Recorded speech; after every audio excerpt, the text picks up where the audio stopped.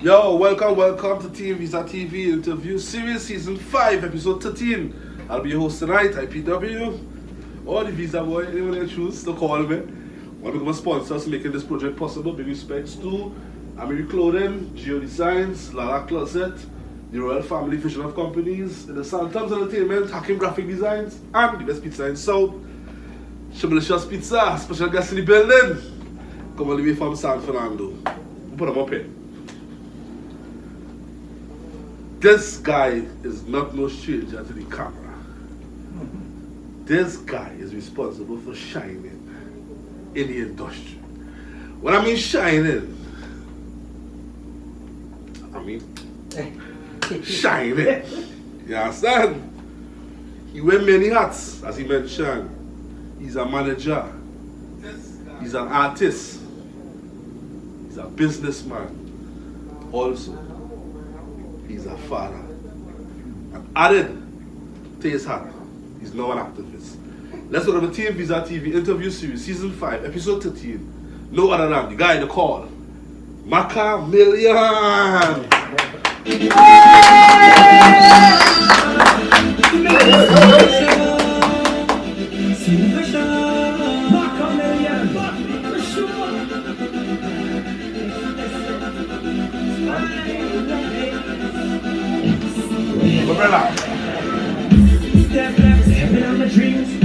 Don't know what we're doing. Big things happening here.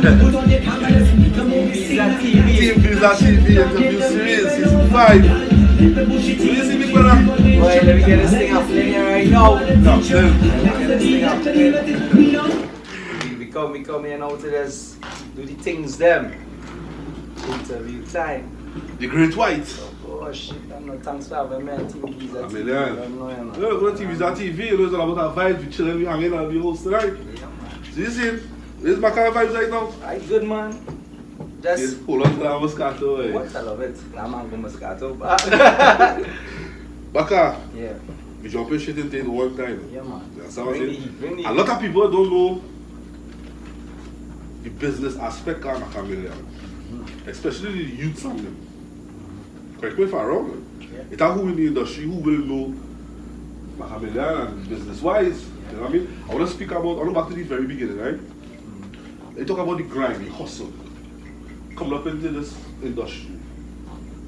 Well, first thing first, I had a dream, you know, and before I start, you know, one of my major persons that support me was my mom, you know, and she died with cancer, you know.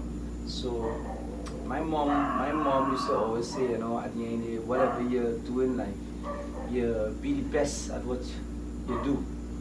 And growing up, you know, I started off, you know, I went Pleasantville, junior sec, and then I went Naparima College. Played football in Naparima College, and then from being there, you know, we being real now, right? Yeah. You know, I wasn't too much into the books, you know. You know, I would be real, you know, it had a point in time when I was like, you know, like Form 1, Form 2, you know, I'll be fighting to, you know, to study, to be, you know, in the first 10, you know, and at the end of the day, sometimes like people might try to make you feel that you're a failure in life, you know, and that you can't do certain things, or maybe the teachers or even people out there might tell you that, you know, you're not going to be somebody in life. I am here to tell you that that's not true, you know. Sometimes at the end of the day, you can be 36 out of 36 in tests. And at the end of the day, what God has in store for you, you will not know what you're going to be tomorrow. You might be the president, you might be a doctor, you might be a lawyer, but at the end of the day, in this life here, you have to fight for what you want. And at the end of the day, I will advise any youth out there that they should try their best. And for people out there to show the youths and them, or to support them in finding their purpose. I think that once you find your purpose in life, and once you know to yourself what you love and what you want to be in life, that everything is easier at that point towards the destination, towards what you want to be in the ending now. So I will start off by saying this because at the end, this is where it starts. I will also tell you that you'll have your believers around. When you're going up the ladder, you must also know not to give up on your believers. Your believers are the person that would be there with you when you're down, when you're 0, and then when you reach on top, you'll be 100 and they'll be there because they know what you went through. And then even if you was to fall today or tomorrow, they will still be there with you. How far you come from? How far I come from? San Fernando. Very rich. Very rich. So why it's very important not to give up on your believers is because at the end of the day, when you give up on your believers, you give up on yourself. You know, and I always stay humble and I always stick to the people that was there with me from the start, grassroots, you know. And try my best, even though as you go up the ladder, you try to remember where you come from. And, you know, you keep it real. Because at the end of the day, those are the ones that will keep you grounded. So, my mom was a major factor in my life because after Naprima College, I went Roy Tech.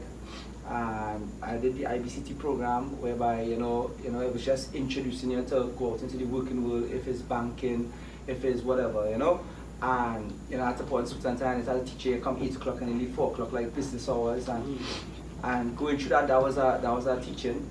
And then from there, you know, I used to always say, boy, mom, boy, you know, what job it have out there whereby if you're popular, because me being in San Fernando, I was always a popular youth man from small. So I end up saying to myself, you know, what you could do whereby you're popular, use your popularity, and then now also make it into business too now. And this is where entertainment came about. Well, I was doing my degree in Roy Tech, and from doing my degree in Roy Tech, I have my degree as in associate degree when it comes to business administration and management. And with that now, going to school now, my dad used to give me $300 a week now. And yeah, that was for your era. Yeah, $300 a week, and that was just basically I had to survive on that from Monday to Friday. But when now the clubbing come involved, and you know you started to know what Beast nightclub, these different clubs, you know you'll see all your friends going out, and you will want to go out too, but then you might not have enough money. So I had to find a way how to make money, and a certain incident happened to me, and that incident was basically whereby I was going to the gym, and I'll pick up Kes the artist, because this is before he started. He and I grew up from small, and we was coming from the gym, and you know we jump in the maxi and we was going home, and I say, yo Kes, let me go. You know we going to Miami, and if there's anything we could leave and go coconuts in the night. So Kes say, boy Mac boy, and he was coming with me, and on the way, you know he decided, boy let me go home for the car. But he was really supposed to come with me. So I tell him, I say, boy, Kes, boy, alright, I'll go and bathe and cheese. And I went up there, and it just so happened, it had a lady downstairs, and I ended up got shot. So I got shot twice. I got shot in one in my leg and one in my side. Right. You got shot? I got shot. Put this on my question paper, I don't know. Go ahead. Yeah. I don't understand. I got shot when I was about 18 years, and what went on is I ended up fighting with the bandit because the bandit came to rob, and it was a situation whereby it was going into maybe he could have harmed the girl, and I just decided that, you know, I just didn't want to go through that now. So I ended up giving up my life for that person at that point in time, you know. Well, you can see her here. So and due to that now, I think that was one of my changing factors in my life, because I was 18, I was going to school, I didn't know what I wanted to be. You know what I mean? All I know is my father and mother directing me what they want me to be. And I remember, like, you know, while I was bleeding on the floor, I remember saying to myself, you know, I could see everything slow down. I could see my sister crying when the bandit leave after I got shot and then I was bleeding. And I could remember, you know, at a point in time, I was lying on the floor, and I said to myself, you know, boy, I could die here. You You know what I mean? And then I just hear this voice tell me, you know, boy Mark, you know, what have you done for my people? You know? And I can remember saying, you know, God, boy, here what's going on, you know? I don't know what you want of me, but at the end of the day, whatever that you put in my pathway from now on, I just going to accept it, no matter what it is now. Right. And I say, if you give me a second chance, you know, I will just do whatever you want, whatever.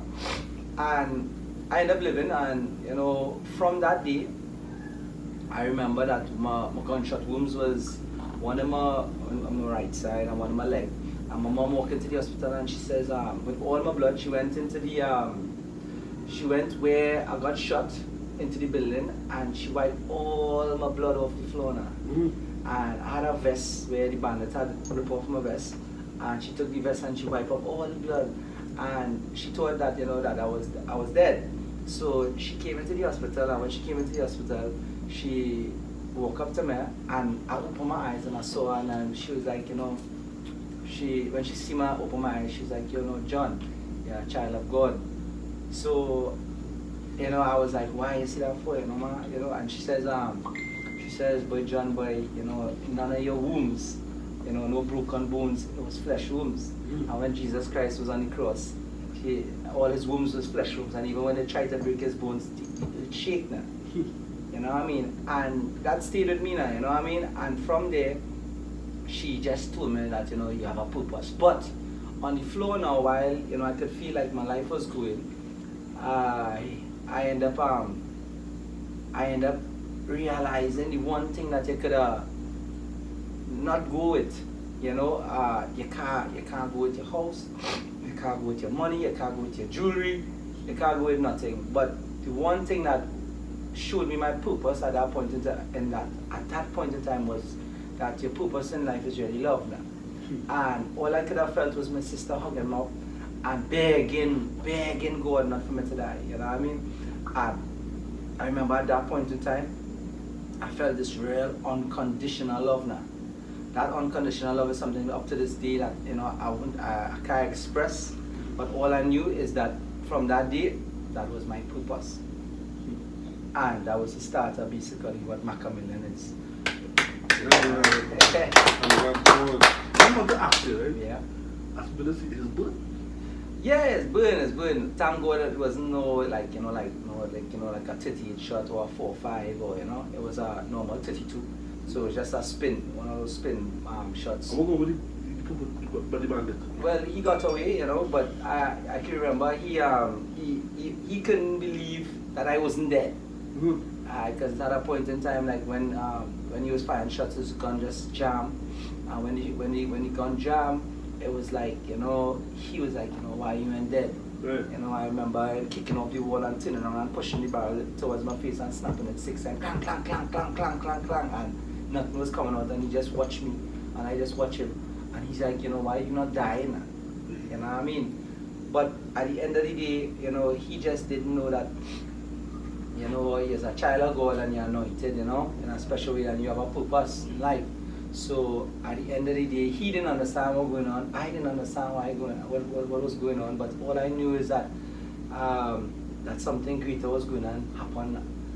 So that's where it basically started, whereby I knew exactly what was my purpose after that day. And my purpose was to express to people this feeling of unconditional love that I felt now. Right. I didn't know how I was going about it. I just knew I was going to do it. You know what I mean? And I didn't have enough time. So every day from since then to now, I treat life like if I'm going to die tomorrow, I could die the next second after. So you find out, maybe that is also my determination. Part of that is my determination, part of that is my drive. Because at the end of the day, when you feel like you're going to die, no, you will keep pushing. Don't die. You won't stop. Nah. We ain't going to die. Just using it as a form of being persistent and aggressive towards what you have. And that's basically how that all intertwined into the great white now, you know. So I just showing you from where it started to where it's going to end up. Basically, from there, I was like, yo, I had life, you know what I mean? And I said, any little thing that you put in my life, God, I could accept it, bad or good. I made a promise them, man. I'll keep that promise. And then now, this is where the entertainment side came to me. It had a fellow by the name of Marlon Grant. His name is Hot Dog. And Marlon Grant was into the entertainment world. And came up to me, and at that point in time, my sister was fairly Lucas, Miss Trinidad and Tobago Universe, former Miss Universe. One of our contestants had won and went up now. Yeah, fairly Lucas. Yeah. So at the point in time, she was big because she was going up for Trinidad and Tobago. So everybody said, yo, like Makamillion, John Michael, like Miss Trinidad and Tobago, brother. You know, and with that now, Marlon Grant came to me and said, yo, youth, you know, I see you once, I see you twice, and once I see somebody more than once, and I run into them 3-4 times, me now we had to do business, you know, on a spiritual level. I say, yeah. He says, yeah, you ever was into clubbing? And I was like, you know, I never had nothing to do with clubbing, you know. And I was feeling kind of bad now, so I tell him, yeah, I was in the clubbing. yeah, you tell me, you want bass? I say, yeah, I want bass, because I feeling like, you know. Yeah. And that was the start of my career, you know. I said, you know what, God, I don't really know what is this. I accept it. The road that he was pushing me down, I didn't know, and then from there I just blossomed into one of the biggest promoters in Trinidad at the point in time. I did 300 events. I started off with a group called Young Execs, whereby I invested my money together with about 4 to 5 members of Young Execs. We had a party called Supernova, which was, the meaning of it was the birth of a star. And that party did like about, if I can remember, about maybe 1,100 or 1,000 people. You know, and that's where, you know, that popularity came into existence, whereby it could make money and then becoming into a career. So from trying that Supernova, then I had Party Alex Addiction with Hyper Hopper, a bigger puppy, you know, because back then that was his little group, Young Execs. And from there, it just kept blossoming into more and more parties. Then now I divided into our next, I came into our next group now, which is more like the uptown market. And we started something called Eclectic Movement, which was like Adrian Schoon, Jesse Neves, Marcus Chinsam, you know, these are, you know, and, you know, we started our first uptown party, and boom, that party was huge. That's how my party was about 1,500 people, maybe 30 to 1,500 people. And our name was just going up, and, you know, I was the man from South bringing up everybody. And then from there now, that just keep on escalating into more and more and more. And then I went off on my own into starting a group called Makamillion Promotion. And that was me by myself, whereby I built the confidence over dealing with all the other groups into me just being by myself doing events. From there, I met one of my mentors, a great man in entertainment, which his name is Barry Lewis, which he was running bass together with Marlon Grant. And all my experience from clubbing and stuff came from Bazu and Marlon Grant, and them giving me that break, whereby they gave me the chance to express my talent. And Bazu said, boy, we have a night here, and everybody was in the committee, and they said, boy, Mark, boy, you know, I tell them, well, why are you giving me 10 flyers? Because I know more than I know 1,000 people. And I remember the whole committee sitting down there and they're saying, you know, what are you trying to say, you know, like he could bring 1,000 people now, and I'm saying, you know, I know 1,000 people, you know, I mean, I'm popular from since I was a child, I think. And he just gave me all the bargain right that day. So nobody didn't get no flyers, and they gave me all, and by 9 o'clock the dance was ram. I ended up bringing up about, I think about 4 to 5 maxis and the party ram. And then he come and say, you know, he wants to give us some money, and I tell him nah. And I mean, you know, I just wanted to see it. And from there, he supported me on everything that I did after that, and 2 of us partnered with the Makamillion Promotion. And from there, I did 300 events after that. 300. It started off with 1 a month, trying to support home, you know. And then from there, you know, I was just aiming for 5,000 TT. And that 5,000 TT, then now it started off, I just wanted 5,000 TT just to pay my rent, you know what I mean? And that 5,000 TT ended up one day I aiming for a party, I get 10,000 TT. And then I aiming for 5,000 TT still, and then I come and I get 30,000. And then one day I was like, you know, I want to see $30,000, and you know, and that $30,000 just happened to be $80-something thousand, whereby the club ended up getting a certain percentage and I get 80% of the dance. So the club ended up leaving with 20-something thousand, I get 80-some thousand, you know what I mean? And you know, there was events like Zodiac Cafe, Promiscuity, at Seduction, Bear Vice, at Vice City, at Intoxication. I had so much events, you know, and from there is where the whole Machiavelli promotion came about. Right. And Machiavelli just keep on, it just keep on getting bigger and bigger, and it went from me doing 1 event a month to 2 events a month, and then I started to do 4 events a month, and then now clubs came to me to run the clubs over the period of from 18 going up, so by maybe about 25, you know. So yeah man, I just end up going, and I just get hooked on it now. And then I ended up managing 3 nightclubs, whereby I started the first Thursday night in San Fernando clubbing, which is history making. When you talk about the men that go in history when coming to clubbing, you talk about Johnny Soon, you talk about Chinese Laundry, you talk about these great legends in the business of promotion that without their interest into the business, the Cliff Harris, the Roy Mirage, entertainment in Trinidad might not be as big as it is now. So you needed to have role models, and they were the ones that was doing those events at that point in time and running the nightclubs like Barry Lewis and Marlon Grant, and you know, and nightlife was a big thing, you know what I mean? So from there I started to manage a club called Edge nightclub, which is VIP All Star Tuesday at the Southern Edge. In San Fernando, and everybody said that this can't happen South Nevada Thursday night. Well, Johnny Soong, at the end of the day, you have to give Johnny Soong the master disco, because at the end of the day, he started the club, he started party life and coming to Port of Spain Thursday night, Friday night, Saturday night, Sunday nights, reggae Sundays, and all these things in Coconuts. And from there, the market was led by him, and then everybody followed suit. Okay. You understand? Whereby I told other people that was doing things, but he took it to that level now. And then when you talk about laundry, Cliff Harris and Remage, you talk about outdoor, you talk about Agua Trinidad, big 8,000, 10,000 people events. Cliff Harris and them doing Fire Fest, Wassa Fest, Army Fest, you know, Roy Mirage and them doing all these fests too, you know what I mean? All the biggest fests that have in Trinidad, you know. And me just being a normal 19, 20-year-old, 21, 22, just come in the market with just a drive, you know. But I think that nobody didn't understand where the drive came from. The drive came from the fact that I almost died, you know, and I died from it. So I felt like I'm gonna die tomorrow. Yeah. And I was just pushing, not knowing the speed I was pushing at, until I was doing 13 events a month.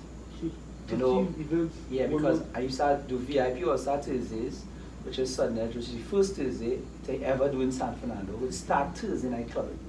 I invested in it about 8 months. It was basically fighting 100, and then after that it just boom, gone, and it was the biggest thing.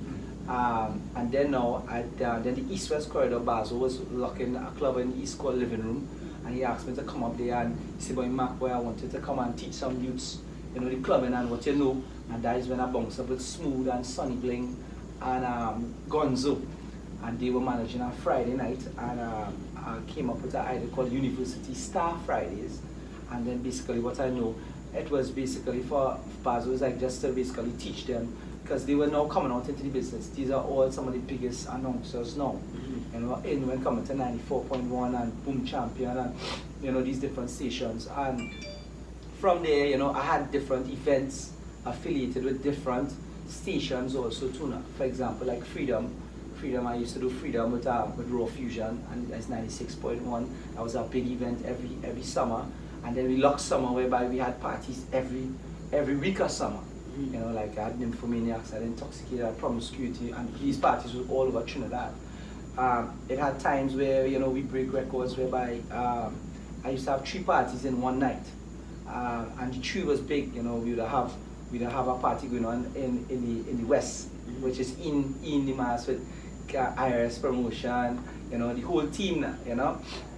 So it had like Star House, it had Committee International, And these were the young, upcoming, biggest promoters at the point in time, Forbidden Entertainment, Show Inc., you know, and we all collaborated. So sometimes I would have an event going on in Pt1, at the same time I have an event going on in Platinum in San Fernando, where Platinum was now launched, you know what I mean, as a San Fernando club. And then now I'll be doing living room at the same time, which is, living room is like the Zen and the East at the point in time now. And all three would ram, and we have a manager up there, I manage one, and then Baz will manage one up there, and then we coordinate after. So, you know, I had VIP on Saturdays, I had University Staff Fridays, and then I had the club, Sting nightclub with Anna Low Price, which gave me Anna Low Price and Sean Leonard. They gave me my first break when coming to give me the first nightclub for myself in San Fernando, which was Platinum at the point in time. My event that I did was Zodiac Cafe, and that was the first biggest, and well, break records. I had to break, you know, like really break records, because at the point in time, clubbing back then was like $30 to come in a club. And then I was coming from Port of Spain doing parties like intoxication, and these parties was like free drinks parties, which was like 80 and 120 and 140 and 150. And it was all about how we're going to bring that energy to San Fernando. You know? So I was the first to come to San Fernando back then, and I came with Zodiac Cafe, this conceptual party whereby it was all about your signs, and it was like a stargate, and you raise up the star, and it was a die-cut invite. And San Fernando didn't really see those things back then. No. This years back, yeah. Way back. It's way back. You know, I have all the flyers, so I have 300 flyers from the start of my career to now. Yeah, I have all. I have it in my house, you know. Sorry I didn't bring it, but that's where it started, and from there, I was aiming for $30,000, because I know it is to get 5,000, I know it is to get 10,000, but I didn't know it was to get 30. And I was just like aiming, I was like, yo, you know, I want to get 30. And that $30,000, I don't know, like God just blessed me, and I end up seeing like 80-something thousand dollars, you know. And I could always remember I was just aiming for 30, you know.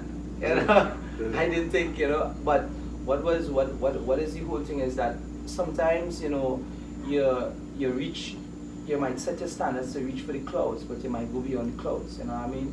Yeah. And sometimes it's good to set high standards, because sometimes you might think that that is the highest standard, and you might go even higher.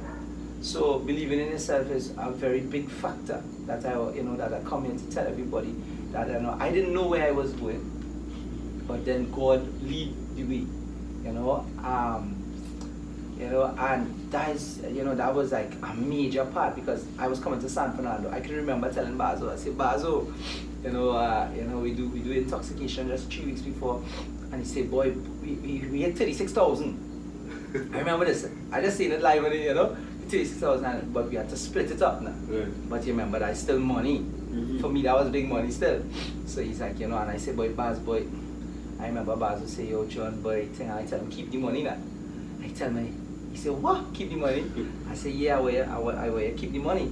He said, why? He said, because I want to go to San Fernando, and I want to throw a party, and I need your support. He had a big link in 96.1 there, where he was getting this ridiculous amount of ads and things, and he could have given me it, and he's like, all right, Mark, $36,000.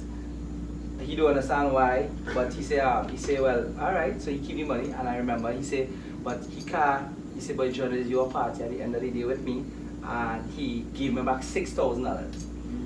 So he said, so you still keep $6,000. I was like, yeah, my boss, I'll give you $6,000. And 2 weeks after, I chose Zodiac Cafe. I will reverse to something that happened with me and my mom. When I was going to school now, started the party game, and I would be giving out flyers in school, and the school now will complete. Mm-hmm. Because at the end of the day, as exams going on, I play out flyers with the party that I have on the table now, mm-hmm. in Roy Tech. And after the dance, even if I fail or not, I only studying my dance ramen, and I had to get this little 10,000, this little thing, right? So I remember my mom in the car now telling me, she says, she stopped the car in the highway, so rah! She said, I sending you to school to be some kind of doctor, some kind of lawyer, some kind of accountant and thing. And you only want to give out flyers in the people at them school. I say, yeah, mom. she said, what you want to be, John Michael? What you want to be? And I tell my mother straight, and I say, my mom, boy, I want to be a promoter. And my mother stopped this guy and watching me and said, what? I sending you to school to be a what? A promoter? I said, yeah, ma, I want to be a promoter. And she says, John, you know, give me one reason why I should support you in this, right? And if you was to give me the correct reason, then she would support me, right? I said, well, Mom, I know 1,000 people, you know what I mean? And 1,000 people at $100 is $100,000 now, man. I said, break it down, that down going over my head.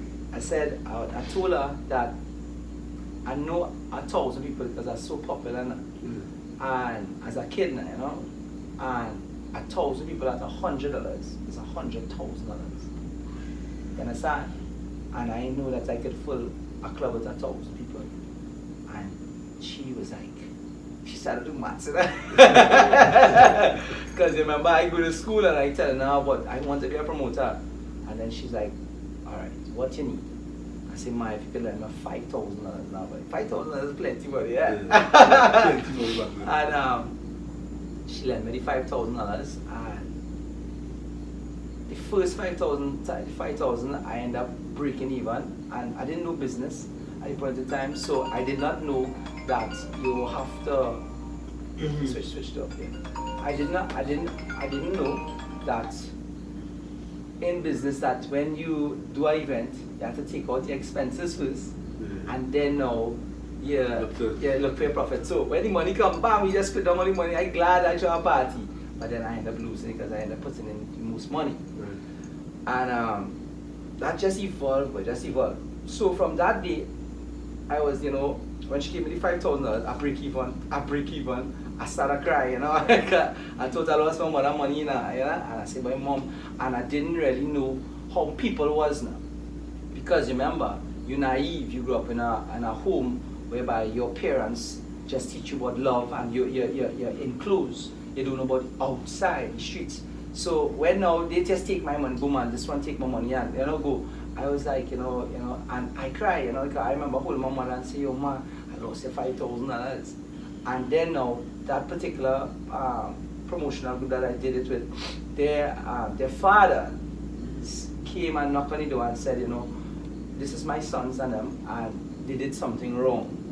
And he came back and he gave me back the $5,000, you know. And that was just the start of everything. From there, that $5,000 my mom gave me, it just turned into $1 million. You know what I mean? By the time I was 23, 24, into $1 million as in flipping. I was flipping money, you know. Yeah. So that's where I was stick up in. I was stick up in. Sugar says about that. Yeah. Earlier when they speak about the purpose, right? Mm-hmm. How important it is for individuals to find their purpose in life? Very, very, very important, because at the end of the day, finding your purpose means your growth factor and how fast you want to reach your destination. If you're lost along the way, you'll be putting your energy into all different directions. Right. And with doing that, you would lose time, you know, towards going towards your true goal. So when you find your purpose in life, which I think everybody's purpose in life is love, I think that real purpose in life is love. Everybody. You know, because from the day I almost died, as I tell you, all I felt was love, and that's all I could feel. I could not go with nothing. And at the end of the day, it's everybody's purpose to find love within themselves, but yet still, you know, you find your career. You understand? You also find your career, but we stick towards the purpose of helping and being your brother's keeper and going forth now. You know, so, you know, it's a lot of things that I went through in life that made me Machiavelli into Makamillion and into the Great White Man. And basically, you know, I also remember that, you know, after telling my mom about that, you know, that I told you that 100 is 100,000. She believed, but she didn't see it. You know what I mean? And when I threw my first party in San Fernando, which bars over Barry Lewis, all of them was shocked, eh? When they see that money start to kick up here, so that mushy start to go. But it was like, hit 50 to 60 to 70 to 80, and we was like, what? I was stunned. I remember my mom started to cry because my mom was my cash runner. Remember, as I said earlier, that was my believer now, you know what I mean? She was the one who supported me the most. And I remember when I had 50,000, this woman started crying, this money boy. And 60, yeah, she 50 and she had 60,000 and she crying, and so she cried in the club. And I tell her, and I cried too, Lord. Because you remember, it's like you're basically trying to tell your mother that, I make it, you know what I mean? And when you set for 30? Yeah, I set for 30. And I do 88,000 after sharing the 20% of the club, which was over 110,000. You think you know what to ask, right? Yeah. Isn't that truth right now? Nah, well, you see, remember when you say net worth, you're talking about assets too. You know what I mean? I love to build houses, right now, I could say that, I am a 2-house building, you know what I mean? So, assets wise, you understand, you can't put it out like that. But at the same time, I was always focused on building. Right now, I have apartments that I'm building, and that is where I believe in real estate. I also am a businessman too, because I came from a family of a legacy business which is 100 years old, which is called Charlie's Black Pudding. I am the fourth generation of Charlie's Black Pudding. I basically run one that Root Avenue, which is like the number one out of all. Well, not really number one, but say the main branch just started from our grandparents and then it spread out. So now in Root Avenue. So now we have like about 9 to 10 branches in Trinidad. All over Trinidad. It have Carnage Charlie's. It have Curb, it have Grand Bazaar, it have Mukurapa Road Charlie's, it have Carnage Charlie's, it have Shogunas, it have mine in Root Avenue, my brother have one Chayton Street, my little brother have one in Grand Bazaar, and then it have one in Shogunas. Plus it have other Charlie's, one in Rio Claro, it have one in Palmyra. So, we spread out as a family now. Our family in the business world is where they consider them royalty in the food business, because at the end it doesn't really have much businesses that is 100 years old. We sell pudding, we sell sauce, we sell roast pork, and our generations, our families from since my great grandparents to now. So I also run one of the number one Charlie's. I have plenty sub and distractions when coming to going into different directions with my career now. So, but I was born into business. And away from your career presently, what message you like to send individuals who into the entertainment industry like yourself? How important it is to have like other businesses? Well, you see, at the end of the day, music is not the entertainment lifestyle is not a promised lifestyle. It's a risky lifestyle. It's a lifestyle of risk now, whereby you could put out 100% and get $0. You could put out $100,000 now and the party bust open because the weather come and you have $0. So at the end of the day, you always have to have a backup, and you always have to have strong support. Whoever make it in entertainment, I give them a round of applause at the end of the day, because at the end of the day, the business itself is of risk. You don't know where you're going to be tomorrow. All you know is that you have a passion for something called music or sound system or DJing, and then now the COVID just come, and just destroy the whole market. I would say that, before we go into like the COVID aspect and these things, I will finish off the aspect of me as a promoter, right? And from doing those 300 events, doing all kind of things, fashion shows, all kind of things, running 3 nightclubs, it all revolves as in when coming to doing these things, what else? And from there now, that is where the musical side, Makamillion promotion entering into Makamillion, which was me now transforming from a promoter into an artist. Because why? I have done every single thing within entertainment, from being behind the stage, to being in front of the stage, to being part of the crowd, to being in the VIP, to being in the general, to being backstage, and managing everything, and distributing monies to everybody, you know, like what a CEO is supposed to do, you understand? And not only just that, but having a 90% ratio of being successful in doing what you're doing with 300 events by the time it was 23, 24. You know what I mean? So from there now, I said, you know, how we gonna make this thing bigger? Still. You know, how I gonna get this thing bigger? Because I don't already do all what I had to do in that market. You know, I did events with Cliff Harris, which is legends. You know, these are like some of the oldest, most aggressive promoters. I had an event with Cliff Harris called Sexy in Black, which I did in Sudden Edge, a big fet. You know, he was the one that gave me the break now when it comes to fetting and thing, and you know, and I learned a lot from him. You know, that's mass marketing now. And then from there, I became an artist, whereby I started a group called Millionaire Family, and I decided that at that point in time it had the reggae all stars with Sasha and Wilfred Benjamin and Multi Symptom and King David, and you know, that was the time in there, and they were the biggest. And I said to myself, you know, Mac, you know, everybody doing reggae, but at the same time, why dancehall music? You know, I love dancehall, you know, and I used to say, yo, you know, why nobody not doing this thing? And it was hard at the point in time. Nobody was going to play dancehall music on the radio, you know, and that is where I came up and I said, you know what, let's be real to ourselves, let's do what we want to do. And then the group was, and I started with managing Orlando Octave, Kerry John, Father Moses, Jamel, and I started something called the Millionaire Family. Basically, the Millionaire Family wasn't that youths was a millionaire, but it was youths that was destined to be millionaires. Had the vision. Had the vision, you know what I mean? And they had the talent, and I had the know-how of doing 300 events and managing and marketing and business, being a boss and that and what I do, and me welcoming them for you to believe in them because they don't already know Machiavelli promotion. Right. And that is where Makamillion was born.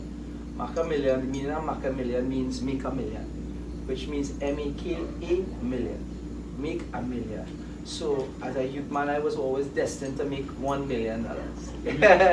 You know, you remember as a child, you know, your money, you know, you seen $1 million, but $1 million, you know what I mean? You sure, really? Yeah, well, this one I'll tell you. So we were destined to make $1 million, and along the way, we made money, you know what I mean?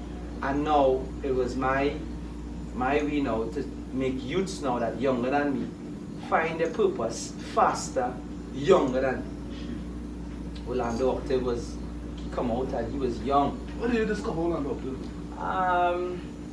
Well, Orlando Octave was basically a kid that was doing his thing, you know what I mean? He had dark where from, he had beautiful, he was doing his thing. And you know, at the point in time, as I said, the market wasn't really playing dancehall music. You know, it was the hardest thing at the point in time to do. It was more reggae, and remember he had Darky, Beautiful, he had all these songs. And I would see this kid going up on Synergy TV, he doing his thing, and you know, and seeing that he just needed the support. You know what I mean? And I was on the wavelength to doing music, Right. and I just felt that, you know, it was the right connection. And I went down by 96.1 and I met him, and we exchanged numbers, and from there, you know, managed him from there on. And the Millionaire Family started with Orlando being the man, and then from there, you know, I say, you know, we tried, we go in the studio, then we come up with a song called Bubble Bubble, which was Spine. Big tune. Big tune. Yeah, big old Spine. Yeah, big old Spine. Come up with Bubble Bubble, and from there, you know, I was like, oh God, but I don't like our song. You know what I mean? But Spine now do magic, and boom, Orlando had a song on the rhythm called Girl Rock Out and Roll. And as I tell you, you know, I think it's just me accepting what I asked God for, to give him a second chance. You know what I mean? Accepting that whatever you put in front of me will be successful. And I would say that, you know, he gave me a good history in life, because a lot of people might be able to do that now. Because to do what I did back then, you had to recruit back to coconuts, base, Pt1, Anchorage, can't do that again. Market change, you know what I mean? Yeah. So whoever come from that time is the stamp and I sit, you know what I mean? And with Orlando, you know, I just had a vision. Kerry John now was, and these were youths that just was trying and didn't have nothing, and boom, take off, and now they're successful artists in the market, you know, big, you know. They did the thing, they put the talent forth, and you know, now everybody go their separate ways, but it was successful. Millionaire Family got big, dancehall music started, whereby it was allowed to play on radio now, as in local music. And guys, when Orlando and I had he had a girl cousin who had Bubble, which we was putting forth, because we love dancehall. It was like dancehall soca, because we couldn't get our music to play like that. And then now I just say, you know, shit that, you know what I mean? So we go at it, and I remember hearing a rhythm in my spine called Come Over, called Swing Bounce. And you know, at that point in time, Cartel had now jumped out now. And what we did not start dancehall music. You understand? Dancehall was always dancehall when coming to Trinidadian start music, because it had eras before that was doing music, which was like General Grant, Super Child, and then now you had the Kiskadi Caravan, right? But they were more dub, they were more bashment, you know what I mean? It was that style of music. So what I would say that what we took the risk with, and what I put forward, and we decided to invent a new group of youths, was really the techno dancehall. It's what we trendset into the market now. Why I will say that is because at the point in time, that is when Movado and Cartel came out with a new sound. Right.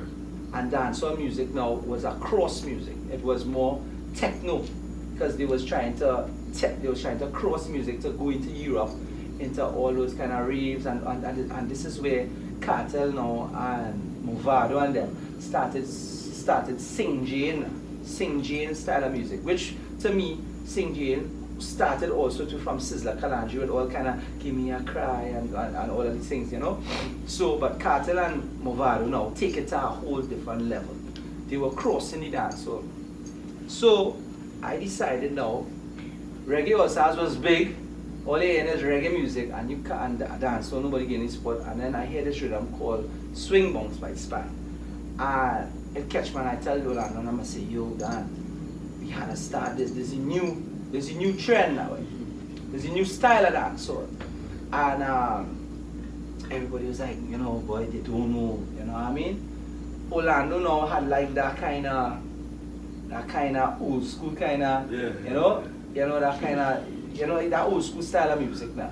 And that's when they came out with the flex rhythm, you know, where they girl come in, sit down, and he come down with that, and Father Moses come, you have to see the girl them play, see I touch me, and then Kerry John come with the trouble when you bubble, you know. Yeah. So I was like, yo, but at the point in time, they were on their vibe, because that was the old school vibe, and I know was saying, boy, how nobody ain't listening to the teacher now. The teacher now, mashing out the place, because the teacher now, he was going raw. He had rampant shop and them and Trinidad at that point in time didn't really have raw music now. But the thing about it now was, how was I going to bridge it from being raw, but yet a raw song can play on 96.1. You understand? And that's where I came up with the idea, Come Over.